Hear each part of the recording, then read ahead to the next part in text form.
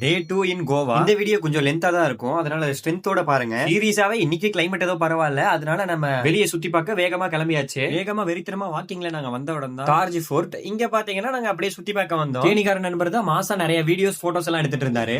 Super super super பர்ஃபெக்ட்டா பர்ஃபெக்ட்டா.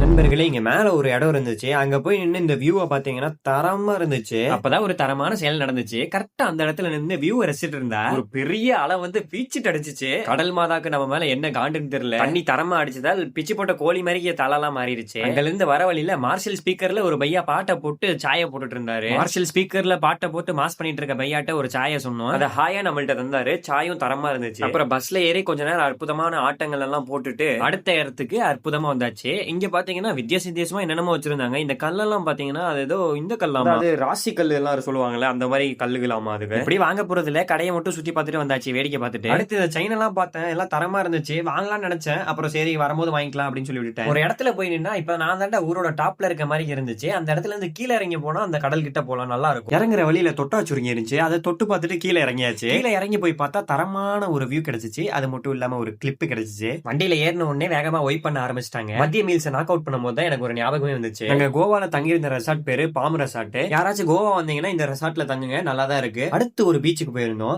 நேத்து போன பீச் நாங்க பாகா பீச்.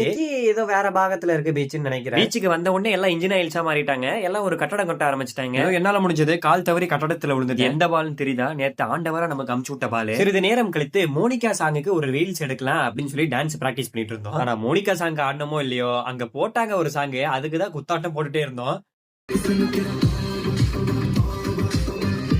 மொத்த பீச் எங்களை தான் பாத்துச்சு. எஸ்ஐ சார் ஒரே பைத்தியங்களா இருக்கு எஸ்ஐ சார், அந்த மாதிரி தான் இருந்துச்சு. சரி கோவா வந்ததுக்கு தரமா ஏதாச்சும் பொருள் வாங்குமேன்னு சொல்லி ஒரு கீச்சைன் ஒண்ணு வாங்கின கையோட வேகமா அப்படியே வாக்கிங் போயிட்டு இருந்தோம். பீச்சை சுத்தி இருக்க கடை எல்லாம் கண்ணோட்டம் விட்டுட்டு ரெசார்ட்டுக்கு போயாச்சு. ரெசார்ட்லயே ஏதோ ஒரு டிஜே செட்டப் பண்ணாங்க, அங்க ஒரு டான்ஸா போட்டாச்சு. டான்ஸை போட்ட கையோட சாப்பாடையும் வாயில போட்டு தள்ளிட்டு இன்னைக்கு டேவையும் முடிச்சாச்சு. அப்புறம் நாளைக்கு பாப்போம்.